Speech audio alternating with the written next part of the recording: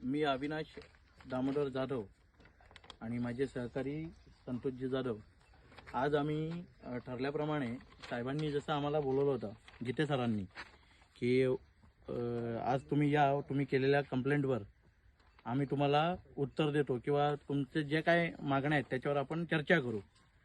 आम्ही चर्चा करायला गेले असता तिथे सरपंच जे गोरसई गावचे सरपंच सुदेश गायकवाड यांना बोलवले होते, माजी सरपंच होते सुनील केनी म्हणून, आणि अन्य दोघे तिघे जण होते आणि सर होते।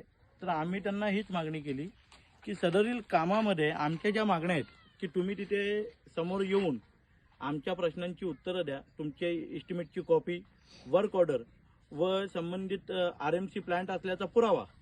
या कामाच्या बाबतीत ज्याच्याकडे RMC प्लांट असेल त्यालाच हा काम मिळणार आहे हे स्पष्ट आहे।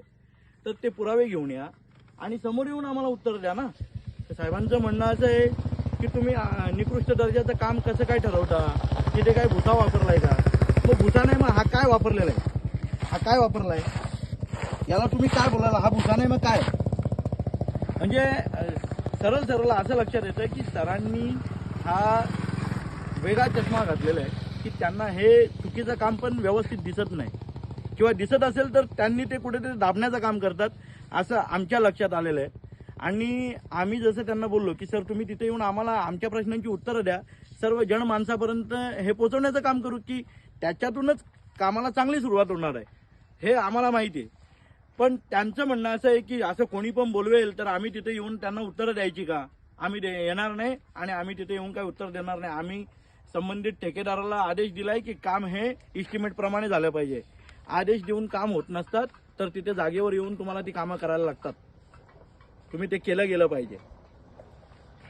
तर एवढंच बोलून माझे 2 शब्द संपवतो व सदरील काम हे चांगल्या पद्धतीने होईल असं आम्हाला वाटतं। सदरील कामाच्या बाबतीत आम्ही चर्चा करायला गेल्या असता साहेबांचं सरळ सरळ म्हणणं आहे आम्हाला आम्ही काय तिथे येणार नाही, आणि तेथील जे ग्रामस्थ आहेत त्या ग्रामस्थांची जी चुकीची भाषा आहे की आमचं काम काय आम्ही चुकीचं ठेवणार नाही किंवा आमचं काम चुकीचं होणार नाही। मग ही वस्तुस्थिती तुम्ही बघत असाल तर यांनी खोदकाम पण निव्वळ 4 इंचाचं खोदकाम केलेलं आहे, हे चुकीचं काम नाही आहे का? आणि आम्ही काय चुकीचं मागतोय? आमच्या ज्या पण प्राथमिक मागण्या आहेत की काम हे इस्टिमेट प्रमाणे झालं पाहिजे, ते चुकीचं आहे का? किंवा इंजिनियरने इथे येऊन आम्हाला उत्तर देणं हे चुकीचं आहे का? त्यांनी इथे येऊन उत्तर का नाही द्यावं, कशामुळे नाही द्यावं? त्यांचं कामच आहे ना। तुम्ही शासनाचे अधिकारी आहेत, तुम्ही या संबंध जनतेचे नोकर आहेत, तर जनतेला पडलेले प्रश्न हे प्रश्न सोडवण्याचं काम कोण करेल? तुम्ही या क्षेत्रातले अधिकारी आहेत म्हणून आम्ही तुम्हालाच प्रश्न विचारणार, आम्ही अन्य कुठल्या नेत्याला जाऊन प्रश्न विचारणार का? तर या संबंध बाबतीत आमची झालेली जी काही चर्चा आहे त्याची ऑडिओ रेकॉर्डिंग आमच्याकडे आहे, ती ऑडिओ रेकॉर्डिंग सुद्धा आम्ही प्रसारित करत आहेत। त्याच्यातून तुम्हाला लक्षात येईल की हे लोक कशा प्रकारे चुकीच्या पद्धतीने काम करतात। यांना कुठल्या प्रकारचं शासन झालं पाहिजे हे आपल्या जनतेने ठरवलं पाहिजे, आणि इथून जिथे कुठे कामं होतील तिथे प्रत्येकाने उभं राहिलं पाहिजे।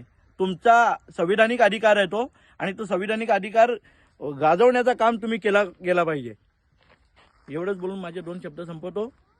जय भीम, नमो बुद्धाय, जय शिवराय। जय शिवराय।